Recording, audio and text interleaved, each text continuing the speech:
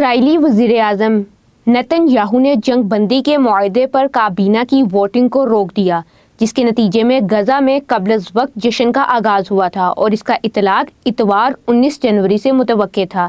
اس اعلان کے بعد سے اسرائیلی فوج نے غزہ کی پٹی پر حملے تیز کر دیے ہیں۔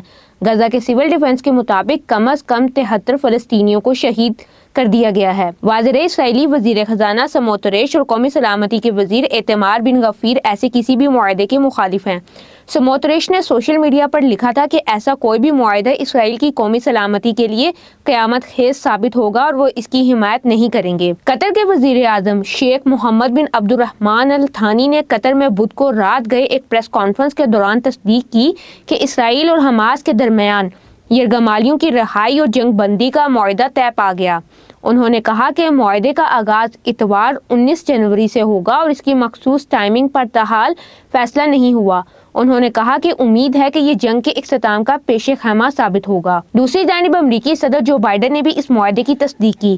نائب وزیر اعظم کمالا ہیرس اور وزیر خارجہ اینتونی بلنکن کے ہمراہ پریس کانفرنس میں انہوں نے کہا کہ اس معاہدے کے نتیجے میں غزہ میں لڑائی رک سکے گی، فلسطینی شہریوں کو انسانی امداد کی فراہمی ممکن بنائی جائے گی اور یرغمالیوں کو ان کے خاندانوں کے ساتھ 15 ماہ کی قید کے بعد ملنے کا موقع ملے گا۔ امن معاہدے کی شرائط کیا ہیں؟ امریکہ نے غزہ میں 15 ماہ سے جاری جینوسائیڈ کے خاتمے کے لیے امن معاہدے کے لیے کچھ وسیع شرائط وضع کی تھیں۔ اس کے بعد سے اسرائیل اور حماس کے حکام قطر، مصر اور امریکہ کے ثالثوں کے ذریعے تفصیلات پر بات چیت کر رہے تھے۔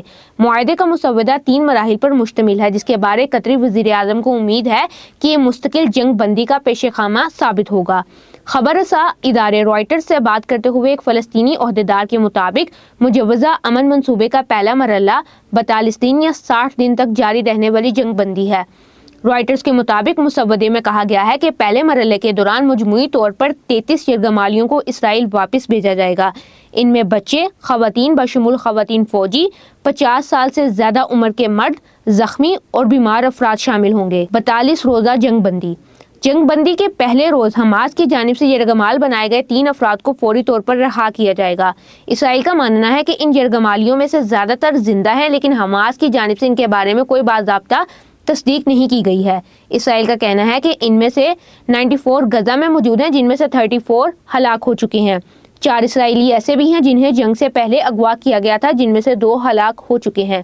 جنگ بندی سے متعلق تجویز کردہ مسودے میں کہا گیا ہے کہ جنگ بندی کے 16ویں دن اسرائیل اور حماس امن منصوبے کے دوسرے اور تیسرے مرحلے پر مذاکرات شروع کریں گے۔ اس میں فلسطینی قیدیوں کی رہائی کے بدلے باقی تمام زندہ یرغمالیوں کی واپسی شامل ہوگی۔ اسرائیل شمالی غزہ میں بے گھر ہونے والے رہائشیوں کو علاقے کے جنوب سے واپس آنے کی اجازت دے گا، بشرط یہ کہ ہتھیاروں کی جانچ پڑتال کی جائے گی۔ پیدل سفر کرنے والے افراد کو ساحلی روڈ کے ذریعے غزہ میں اپنے گھروں تک جانا ہوگا۔ جو لوگ گاڑیوں کے ذریعے سفر کریں گے، انہیں صلاح الدین روڈ کے ذریعے وسطی غزہ میں داخلے کی اجازت ہوگی۔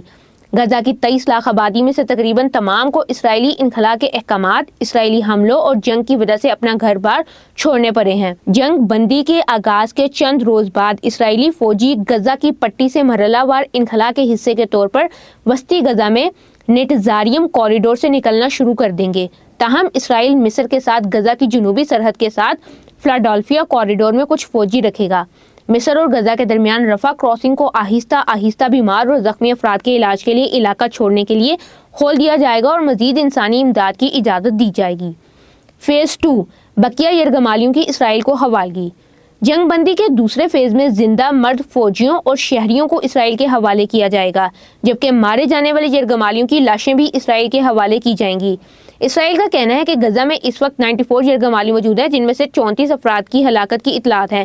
اس کے علاوہ غزہ میں 4 مزید اسرائیلی شہری بھی موجود ہیں، جنہیں جنگ کے شروع ہونے سے قبل اغوا کیا گیا تھا۔ اطلاعات کے مطابق حماس کے جن جنگجوؤں نے 7 اکتوبر 2023 کو اسرائیل پر حملہ کیا تھا، انہیں رہا نہیں کیا جائے گا۔ اسرائیل نے کہا ہے کہ وہ تمام یرغمالیوں کی رہائی کے بعد ہی اپنے فوجیوں کو مکمل طور پر واپس بلا لے گا۔ اس کے بعد یہ مبینہ طور پر غزہ کے مشرقی اور شمالی اطراف میں 800 میٹر چوڑے بفر زون برقرار رکھے گا، جو اسرائیل کی سرحد سے متصل ہے اور غزہ پر سیکیورٹی کنٹرول برقرار رکھے گا۔ توقع کی جا رہی ہے کہ جنگ بندی کے معاہدے کا تیسرا فیز غزہ کی تعمیر نو سے متعلق ہے۔ خیال رہے کہ حماس اور اسرائیل کی جنگ کے دوران غزہ کا بڑا حصہ ملبے کا ڈھیر بن چکا ہے۔ غزہ کا بہت بڑا حصہ ملبے میں تبدیل ہو چکا ہے، لہٰذا اس مرحلے یعنی تعمیر نو کے کام میں کئی سال لگ سکتے ہیں۔ کن نکات پر اتفاق ہونا باقی ہے؟ اسرائیل اور حماس کے درمیان جنگ بندی کے دوسرے اور تیسرے مرحلے پر کوئی معاہدہ نہیں ہوا ہے۔ ان کے بارے میں مذاکرات ابتدائی جنگ بندی کے 16ویں دن شروع ہوں گے، لیکن اب بھی کچھ سوالات موجود ہیں۔ یہاں سب سے زیادہ اہم سوال یہ ہے کہ غزہ کے انتظامی امور کس کے ہاتھ میں ہوں گے۔ اسرائیل غزہ کا انتظام حماس کو دینے کے حق میں نہیں ہے اور اس نے اس کے انتظامی امور فلسطینی اتھارٹی کے حوالے کرنے سے بھی انکار کر دیا ہے، جو کہ غرب اردن میں اسرائیل کے قبضے میں موجود متعدد علاقوں کا انتظام سنبھالتی ہے۔ اسرائیل موجودہ تنازع کے اختتام کے بعد بھی غزہ کی سیکیورٹی کنٹرول اپنے ہاتھ میں چاہتا ہے۔ تاہم اسرائیل امریکہ اور متحدہ عرب امارات کے ساتھ مل کر غزہ میں ایک عبوری انتظامیہ تشکیل دینے کے منصوبے پر کام کر رہا ہے، جو فلسطینی اتھارٹی میں اصلاحات ہونے تک غزہ کا انتظام چلائے گی۔ اس وقت حماس شاید اس پریشانی کا بھی شکار ہو کہ کہیں جنگ بندی کا پہلا فیز مکمل ہونے کے بعد اسرائیل کسی مستقل معاہدے سے انکار ہی نہ کر دے۔ حماس کو مبینہ طور پر خدشہ ہے کہ اسرائیلی حکومت ان یرغمالیوں کی واپسی کے بعد ایک مرتبہ پھر سے غزہ پر حملے شروع کر سکتا ہے، جنہیں امن منصوبے کے پہلے مرحلے کے دوران واپس لایا جانا ہے۔ دیگر تفصیلات بھی ہیں جو اس معاہدے کے لیے خطرناک ثابت ہو سکتی ہیں۔ اسرائیل تمام یرغمالیوں کی واپسی چاہتا ہے، لیکن یہ واضح نہیں کہ کون سے یرغمالی زندہ ہیں یا مر چکے ہیں، اور ممکن ہے کہ حماس کے پاس ان میں سے کچھ کا سراغ تک نہ ہو۔ اسرائیل ان قیدیوں کو رہا کرنے سے بھی انکار کر رہا ہے جنہیں حماس رہا کروانا چاہتی ہے۔ ان میں مبینہ طور پر وہ لوگ بھی شامل ہیں جو 7 اکتوبر کے حملوں میں ملوث تھے، اور یہ معلوم نہیں ہے کہ اسرائیل غزہ کی سرحدوں پر مجوزہ بفر زون سے اپنے فوجیوں کو کب نکالے گا یا انہیں مستقل طور پر وہاں رکھے گا۔ غزہ میں جنگ جنوبی اسرائیل پر 7 اکتوبر 2023 کو حماس کے حملے کے بعد شروع ہوئی تھی۔